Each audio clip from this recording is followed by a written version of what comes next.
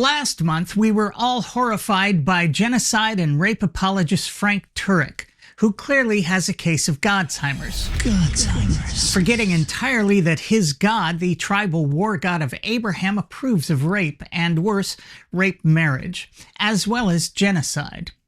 Frank was trying to say that non-believers like me have no grounds to say that rape and genocide are wrong, but conveniently forgot his God doesn't think rape and genocide are wrong. Whoops! In this video, genocide and rape apologist Frank Turek is back in the saddle again. This time, though, he's going to be joining us in his official capacity as a slavery apologist, and more grotesquely, a child slavery apologist. Because that's just what you have to do when you're someone making a living defending the tribal war god of Abraham and his holy book. So holy. Let me set things up for you real quick. If you're not familiar with rape, genocide, and slavery apologist Frank Turek, you need to know that Frank has been doing rape, genocide, and slavery apologetics for quite some time now. Frank is a few years older than me, and as far as I can tell, has always been a Christian of one kind or another, growing up Catholic and later becoming a Protestant. Frank earned a Doctor of Ministry degree in rape, genocide, and slavery apologetics from Southern Evangelical Seminary.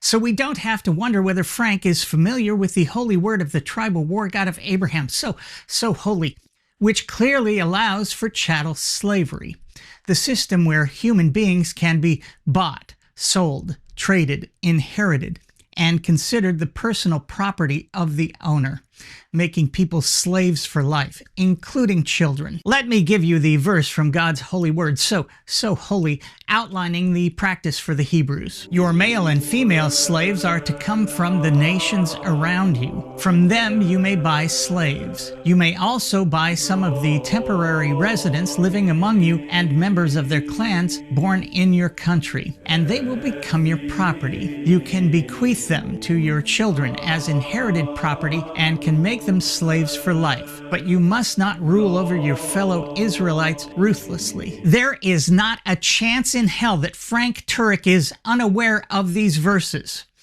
So now let's listen to rape, genocide, and slavery apologist Frank Turek lie his lying ass off, just like lying liars who lie are known to do. How do you respond when someone says, but Frank, the Bible endorses slavery? I would say, first of all, what do you mean by slavery? Do you know what the kind of slavery the Old Testament was talking about? Because it's not the kind of race-based chattel slavery we had here in America. As Bible scholar Dan McClellan points out, race, the concept of race we use today, had yet to be invented when these laws were given and embraced by the Hebrews.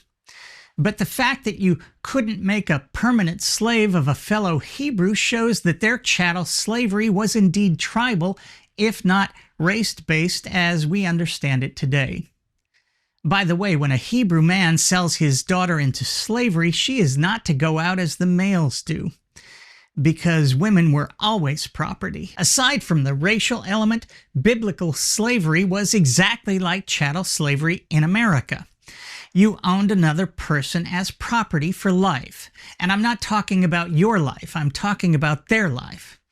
Because the Bible explicitly says that such slaves acquired from the nations around you, etc., could be passed down to one's children as property, as part of a person's inheritance. But let's not have Godsheimer's along with Frank. Let's remember that Frank's God, the being who gave these instructions, allowing the Hebrews to own other human beings as property and pass them down as an inheritance, that being knew with absolute certainty the impact his allowing slavery as part of his holy word would have on the tens of millions of Africans who would become slaves via Christian imperialism, and all the people who were enslaved in between. If you're not saying, as Lobar Bill does, that the murder of children in Canaan was an infinite good, then you're lying about slavery or rape or misogyny or homophobia, etc.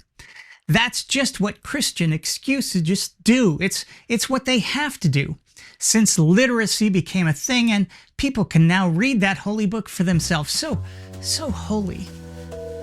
As Justin over at the Deconstruction Zone says, Without the lies, Christianity dies. Once again, I'm me. Thanks for watching.